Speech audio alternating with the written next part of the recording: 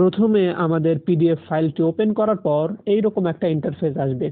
এইখানে মূলত আমাদের গুগল শিট টেমপ্লেটটির অ্যাক্সেসেবল লিঙ্ক দেওয়া আছে। এইখানে ক্লিক করলে আমাদের এইরকম একটা ইন্টারফেস আসবে। এইখানে আমাদের মেক এ কপিতে ক্লিক করতে হবে। মেক এ কপিতে ক্লিক করলে আমাদের এই ফাইলটির একটি কপি আমাদের ড্রাইভে সেভ হয়ে যাবে। যদি কখনো অটো সেভ না হয় তাহলে উপরের মেনু বার থেকে ফাইলে ক্লিক করে মেক এ কপিতে ক্লিক করতে হবে। তো প্রথমেই ইনস্ট্রাকশন ট্যাব দেওয়া আছে। এইখানে মূলত এই টেমপ্লেটটি কিভাবে ব্যবহার করতে হয় তার দিক নির্দেশনা এখানে দেওয়া আছে, যেটা আমি ভিডিওর মাধ্যমেই দেখাচ্ছি। যদি আপনাদের এই ট্যাবটির প্রয়োজন না হয় তাহলে রাইট বাটনে ক্লিক করে হাইড শিট করে রাখতে পারেন। যদি হাইড করা শিটটি আবারও ফিরে পেতে চান তাহলে এই মেনু বারে ক্লিক করে এই আনভিজিবল অবস্থায় থাকবে হাইড করা শিটটি। এইখানে যদি ক্লিক করি তাহলে হাইড করা শিটটি পুনরায় আগের রূপে ফিরে আসবে। তারপর আমাদের পাসওয়ার্ড ট্র্যাকার ট্যাবে চলে আসতে হবে। এইখানে মূলত আমাদের যত রকমের সাইট থাকবে, পাসওয়ার্ড থাকবে, তার সকল ডাটা এখানে এন্ট্রি করে রাখতে হবে। প্রথমেই ওয়েবসাইট দেওয়া আছে। এইখানে মূলত আপনাদের কোন ওয়েবসাইটের পাসওয়ার্ড সেভ করতে চাইতেছেন দিতে হবে।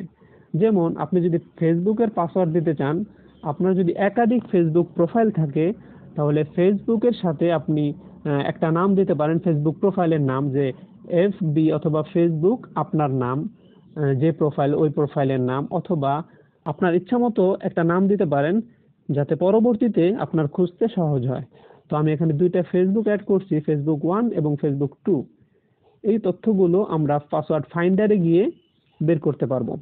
তো এখানে ওয়েবসাইট লিংক দিয়ে রাখতে পারেন, চাইলে না দিলেও সমস্যা নাই। এরপর ক্যাটাগরিতে আমাদের অনেকগুলো ক্যাটাগরি অ্যাড করা আছে। যদি আপনার আরও ক্যাটাগরি অ্যাড করতে হয় তাহলে এই পেন্সিল বারে ক্লিক করে আরও ক্যাটাগরি অ্যাড করতে পারবেন। এরপরে email, phone number, user name, password, recovery email, recovery number, এরপরে সিকিউরিটি কোশ্চেন অ্যান্সার যদি থাকে এটাও লিখে রাখতে পারেন। এরপর যদি কোনো নোট থাকে এইখানে নোট করে রাখতে পারেন। এরপর আমরা পাসওয়ার্ড ফাইন্ডারে গিয়ে আমাদের পাসওয়ার্ডগুলো খুঁজব। এইখানে ড্রপ ডাউনে যদি আমরা ক্লিক করি তাহলে অনেকগুলো নাম চলে আসছে। এই নামগুলো আমাদের পাসওয়ার্ড ট্র্যাকার ট্যাবের প্রথমে যে ওয়েবসাইট শিটটি আছে এইখান থেকে আমাদের এই ড্রপ ডাউনে নামগুলো আসছে। যদি আমরা এটা চেঞ্জ করি তাহলে কিন্তু আমাদের ডেটাগুলো চেঞ্জ হবে।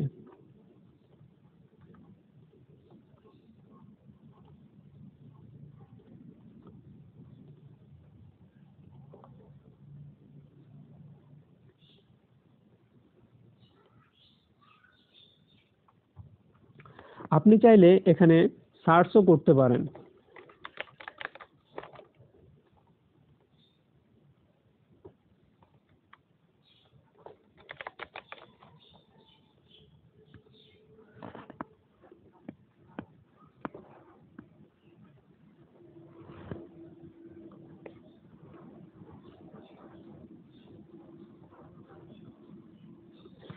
এরপরে আমাদের আরও একটি চমৎকার ফিচার দেওয়া হয়েছে নিচে, পাসওয়ার্ড জেনারেটর।